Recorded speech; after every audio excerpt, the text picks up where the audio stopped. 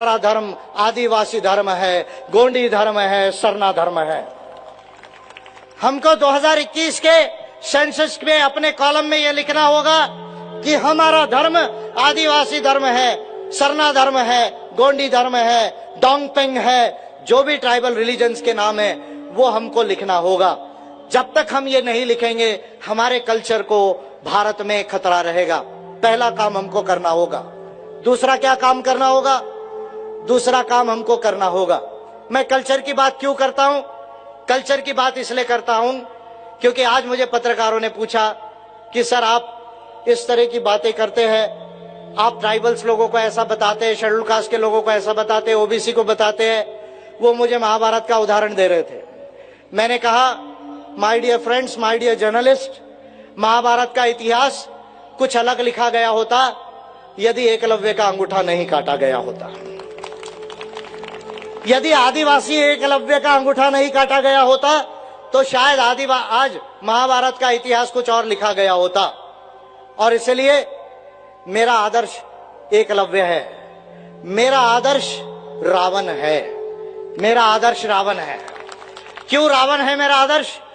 क्योंकि रावण जो है उसने नाक काटा अपनी सिस्टर का बदला लेने गया। उस समय कोई कोर्ट नहीं थी, कोई पुलिस नहीं थी, कोई एफआईआर नहीं थी। वो अपनी बहन के नाक का जो काटा वो अपमान करने गया। जो भी झगड़ा हुआ, दो लोगों के बीच झगड़ा हुआ होगा, लेकिन रावण से बड़ा चरित्रवान व्यक्ति नहीं था। रावण से बड़ा चरित्रवान व्यक्ति नहीं था। और रावण कितना चरित्रवान था यह इसी बात से प्रूव होता है कि 6 महीने उसने एक महिला को टच नहीं किया। इससे बड़ा और आपको क्या चरित्र का प्रूफ चाहिए? और आपको मैं ये बता रहा हूं कि रावण ये ट्राइबल किंग था। उसकी राजधानी श्रीलंका में नहीं थी, उसकी राजधानी सातपुड़ा के पर्वतों में, पेनकमढ़ी में, पचमढ़ी में रावण की राजधानी थी। श्रीलंका में रावण की राजधानी नहीं थी। तो ये कल्चर का झगड़ा है देश के अंदर में, क्योंकि आप कहते हो कि हम जो है वो गवार है, हम जंगल में रहने वाला जंगली है, आप हरिजन है। आप क्योंकि ये कल्चर का झगड़ा लेकर आए, इसलिए मैं कहूंगा कि मेरा आदर्श एकलव्य है, मेरा आदर्श रावण है, मेरा आदर्श डेमन गॉड महिषासुर है, मेरा आदर्श जो है वो महावीर है, वो मेरा आदर्श बुद्ध है, मेरा आदर्श जो है वो अशोका है, मेरा आदर्श जो है वो कुपारलिंगो है, मेरा आदर्श शंभू माधव है। मैं इस बात को कहूंगा और ये कहने का मुझे अधिकार है, और इस बात के लिए कोई भागवत की टीम जो है मुझे इंडिया में रोक नहीं सकती। तो इसलिए 2021 में हम धर्म के कॉलम में सारे आदिवासी लोग अपने धर्म को आदिवासी रिलीजन लिखाएंगे।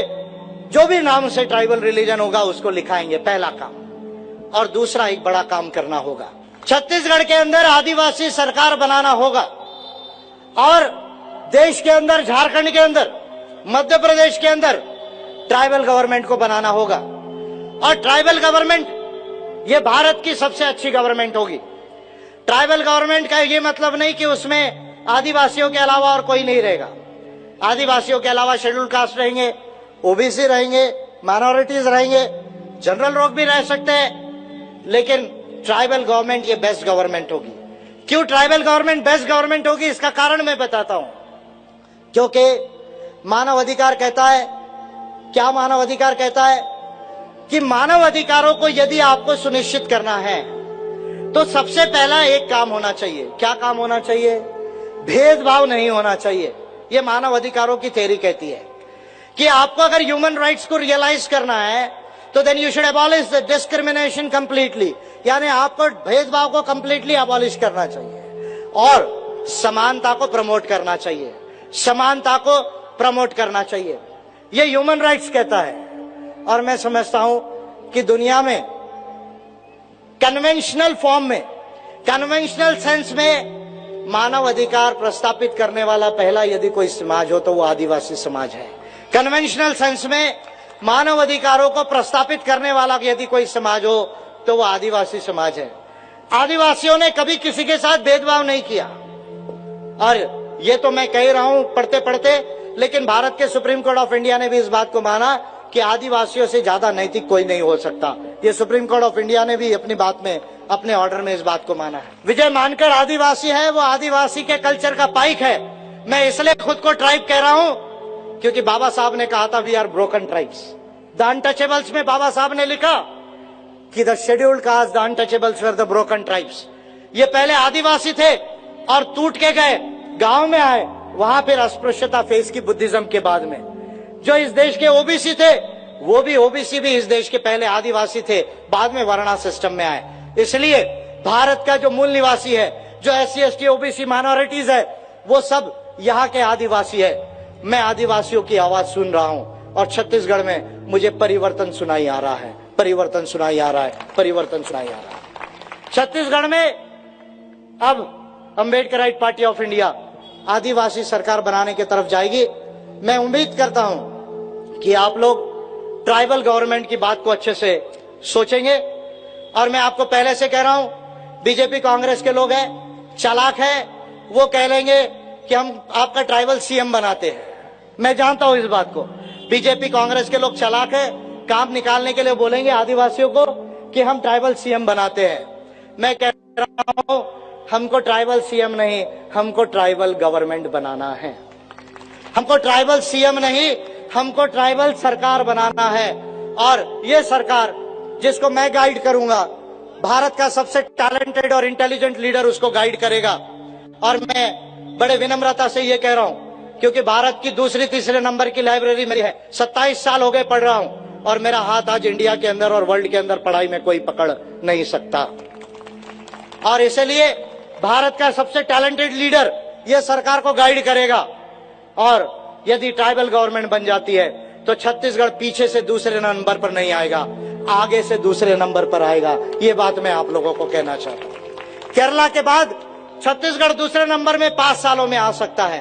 तो इसलिए अंबेडकराइट सरकार बनाना है, आदिवासी राज लाना है। अंबेडकराइट सरकार बनाना है, आदिवासी राज लाना है। ये संदेश मेरा ट्राइबल्स को है और सतनामी सूर्यवंशी रामनामियों को, तमाम शेड्यूल्ड कास्ट लोगों को, जो बाबा गुरु घासीदास जी ने हमें संदेश दिया था, जो बलकदास जी ने मन के सब समान का जो संदेश घासीदास जी ने दिया, और बलकदास जी इसके आधार पे जो राज बनाना चाहते थे, वो राज हमको यहाँ पर लाना है। और ये राज अंबेडकराइट सरकार के थ्रू हम ला सकते हैं, ट्राइबल गवर्नमेंट के थ्रू ला सकते हैं। उस ट्राइबल गवर्नमेंट में ट्राइब्स के साथ शेड्यूल्ड कास्ट, OBC, माइनॉरिटीज, महिलाएं, श्रमिक, किसान, भूमिहीन, ये तमाम लोगों की वो सरकार रहेगी। वो भारत की बेस्ट सरकार रहेगी। मैं ऐसी उम्मीद करता हूं कि आप लोग बगैर समय वेस्ट किए, 3600 साल हम जंगल में रहे, अब एक भी क्षण हमको गुलामी में नहीं रहना है। आप आज से इस काम को लगे। मैं आप लोगों के बीच आते रहूंगा। और API लोकसभा का चुनाव 200 से ज्यादा सीटों पे पूरे इंडिया में लड़ा रही है। 16 से 18 राज्य में अंबेडकराइट पार्टी ऑफ इंडिया पहुंच गई है और 200 से ज्यादा सीटें लड़ाकर हम 60 लाख वोट लेंगे और देश की पहली 15 पार्टियों में अंबेडकराइट पार्टी ऑफ इंडिया होगी।